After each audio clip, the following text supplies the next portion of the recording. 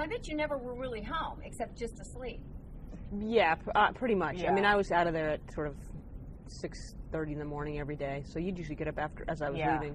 I mean, Dee, I remember being just amazed by her because she would get up at like 5:30 in the morning, go down, get her 3 papers, get back in bed with her coffee, read the papers. That's like the only peaceful moment I had all day was like, half an hour to see what horrible things we were doing.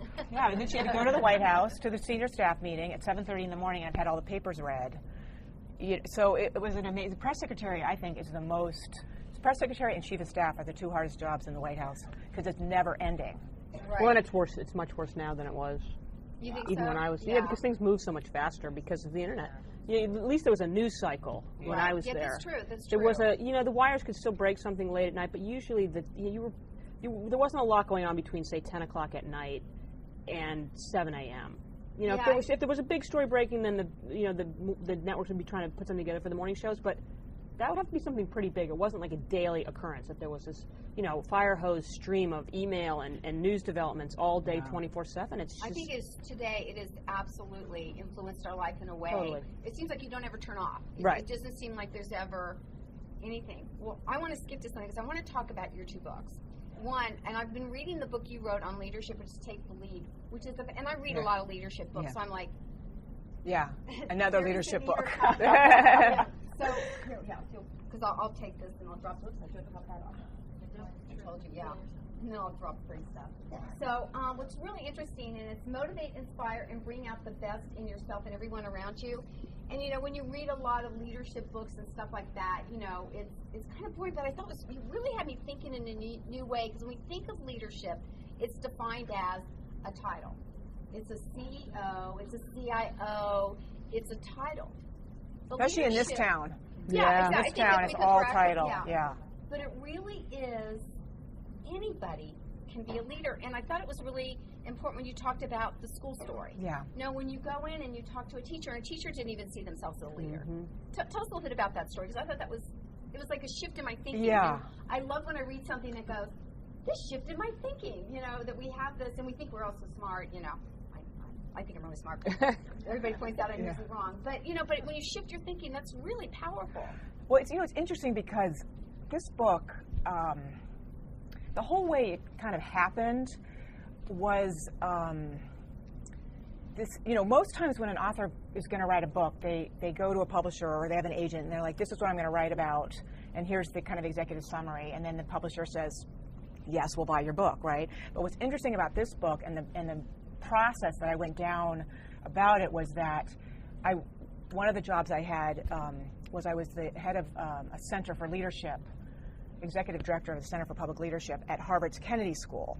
And one of the fun things about that was our board was all of these incredible thought leaders and authors, and I became friends with a guy who wrote the book Who Moved My Cheese, Spencer Johnson. And so Spencer, because I worked on the Obama campaign, I was the COO of Obama's first campaign. When I came off that campaign, Spencer was also releasing a new book called Peaks and Valleys. And he called me and he said, Betsy, I think you should write a book. And I said, well, I kind of thought about it over the years, but he said, no, I really think you have something to say. And he said, I'm going to connect you to my agent and my team at Simon & Schuster. So what's weird about the whole thing is that his agent called me. Her name's Margaret McBride. She came to Boston. We completely hit it off. She's like one of the happiest people I've ever met in my life. Within a week, she took me to meet Atria, the publisher and editor of Atria Books. And so we sat in this office and they said, we'll give Betsy 30 minutes. Well, 2 hours later, we were talking about Obama campaign and life and motherhood and leadership and women and Dee Dee and her book and just life, right? And we left, and the next morning they called and said, we want to buy her book. And about leadership. And what's interesting is that Atria Books, they did The Secret. They do books of the heart, Atria. And so they, in our conversation I was presenting that leadership is really about the heart and kind of what I had observed through my life about leadership. And it wasn't just places of title. And what was interesting, this was a 2-year process where I really had to step back and say, what do I think about leadership, and when were the times in my life where I was most productive, where I saw people doing it right, where I saw people doing it wrong, if leadership is actually motivates you, when was I motivated? When wasn't I? And I started thinking all the way back through our childhood, and thinking about moments in school, like my 5th grade teacher, Hugh Beaton. When I think about him, he was just the way he caught kids doing something right. There wasn't a kid he didn't like. And I flourished in his class. And so going back to those kind of moments of leadership, and that's what took me to kind of this place of, wait, leadership isn't just a job you have in the White House. It's how you live your whole life. And what's interesting is that so many people will say, I'm not a leader. And I always say, at the very least, you're the leader of your own life. Right, the decisions we make, the way we decide how we're going to show up in the world, who we are, the willingness to look at ourselves and say, what are the behaviors I'm doing that aren't working for me? So it was this kind of process. And then I had this conversation with my daughter's teacher in 2nd grade. And, she said, I don't see myself as a leader. And I remember thinking, wait a minute, my kid is going to your class, every day. And, it was just kind of like, and then, I really thought about, I didn't, even though Dee Dee and I have these great stories of our White House days and campaigns and stuff, the average person out there, you guys live in this area, so it's, this is the world of which you live in, but the rest of the world, right? And the rest of the world doesn't care about titles.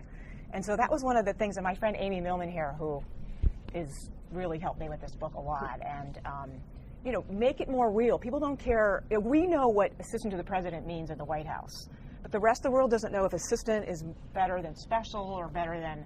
So get rid of the titles, get down to the real stories, and that's kind of helped me step back and say, yeah, when has this worked, leadership? Because I've always found leadership so fascinating. It is a fascinating subject. And one of the things, this really has me thinking, because we work with people and we think that titles defines what leadership is, and it's not. It really is about, and that we have a responsibility, if we are in a leadership role, to make sure that other people who work with us, by us, I don't want to say beneath us, but wherever that role is, that we're empowering them to recognize leadership. So this really becomes a book for everybody. It's not just for me to be a better manager or a better director, or a better CEO. It's a book for everybody, so that when you have a conversation with your child's teacher, to empower them to recognize that they're really standing in a position of leadership, and what that really means. That you talk to children today, that they understand, because I think that is so powerful for children to understand. When you have leadership, you have opportunity to be in control. I think that addresses bullying. I think that would maybe lower bullying if people understand that even people who are being bullied, that you can't take on a leadership role. So I think you begin to shift the conversation, which empowers people in a different way. I even think this word leadership gets people confused, because really what we're talking about here is, how do you get the work done? Whether you're in a nonprofit or a for-profit, or you're trying to have a healthy, happy kid, what the work done of what matters to you. That's what this book's about, and that's why I think it was so important to have stories about being a mom and teachers, and along with the White House stories. But I will tell you, as I travel around and speak, I talk a lot about my little Madison. I have one daughter who I got out into the world like just in the time, in the end of the baby making years. And because Dee Dee and I both, we kind of woke up at the end of our 30s and we were like, note to self. Right? Do we want to have babies? Yeah. Note to self. And so I have one little daughter, Madison, and there's a lot of stories about her in the book, because she is very different than me, and she always tells me all the time, Mommy, I'm not like you. I have gentle feelings. So she.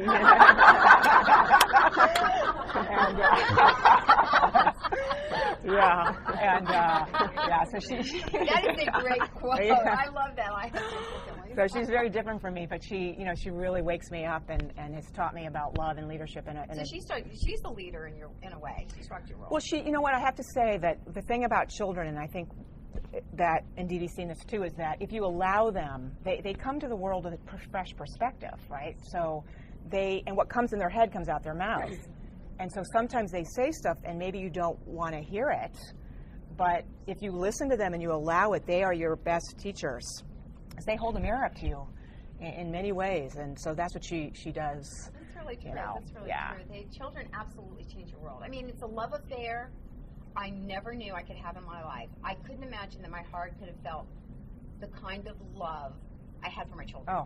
It is the moment I met my son, my firstborn, I had this crazy, passionate love that I couldn't, it's inexplicable, and you can't define it, and you, in a second, your life is entwined to that person Right. forever. And then when I was pregnant with my second child, I thought, I'll never be able to love anybody like I love my son. I mean, because all that love's used up, and I love this other person just as much. And it's a mad love affair. It's crazy. Yeah. And I think it's good, kind of, to be a little bit of an older mother in a different way.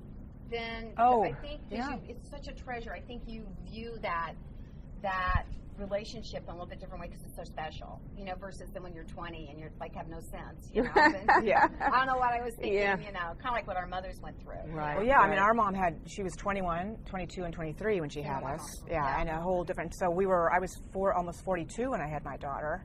You were 38 when you had Kate, 38, almost 39. So so I think the thing for me about being a mother now is that I kind of know what I'm not missing. Right, because I've done the dinners, I've done the jobs, and you know, Dee Dee and I were talking driving down here that we have this weird, even though we are career girls and everything, we have this weird part of us, and maybe that's being 50, that we're not as ambitious as we used to be because I bet you're ambitious, just not the same kind of ambitious. You know what I mean? It's like you begin to find the shift happening in what we're doing. Like other things become really important. Yeah, like our kids and our family. Yeah, but also in sharing that, we want to share this knowledge. It's like every woman I engage in, I want to sit down and talk to every woman I can and engage and learn from her. I think there's such incredible wisdom in this room. And I always tell everybody, if you take time to know anybody, you will learn. Everybody's got a story worthy of a Lifetime movie. You know? My husband does watch Lifetime movies because he learns a lot. And there's and he buys her clothes, and he does all the cooking. Yeah, he does. He does. So, And that is, anybody who knows this is really true. They always ask my husband to be his style. What do you tell people? I said, well, they just know I have no taste. So, it's really interesting. Can we open it up to questions? Okay, well, I got one more question. Oh, okay. I know. Okay, son, I want to talk briefly. Has the time gone by that quickly? It can't be. All right, okay. So I want to talk briefly about Dee Dee's book because you've got two incredible women authors. I want to talk about why you think women should rule the world. And this is an incredible book, too. And I really wish we had brought those. I didn't think, but I've been a little bit crazed. But why do you think women should rule the world? Well, I mean, I think that everyone in this room knows that women just bring a different set of attributes, right? We bring a different life experience, different perspective, sometimes a different view of problems, different solutions, different ways of resolving conflicts. You know, not every woman's one way and every man is another, but there's definitely a broader range of skills when there's women in the room, and it means we get better look at our problems, we get more creative solutions, and we just get better answers. So it's not in place of men. You know, it's not.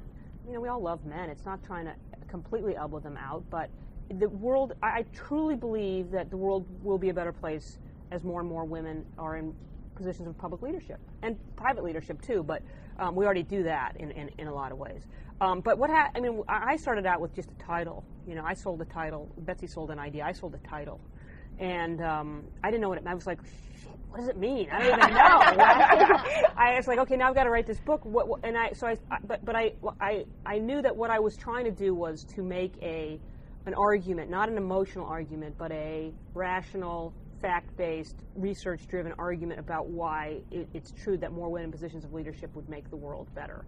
And it was actually turned out to be shockingly easy to do. I mean, there is so much research out there. Business gets more profitable. Government gets more representative. If you look around the world, if the quickest way to both economic development, improved health outcomes, and world peace is to empower women. Educate women, give them a modicum of rights so they can own property, they can vote, they can, have a business, and the world changes. If you look at the different ways that men and women deal with disposable income, for example, in developing countries, men spend it on gambling, cigarettes, booze, hookers, and women spend it on education, food for their children, and their and investment in their community. And not the difference is staggering. Okay, it's not shocking, but it's. I mean, you're not surprised on one level. On another level, the degree to which that's true is shocking. And so.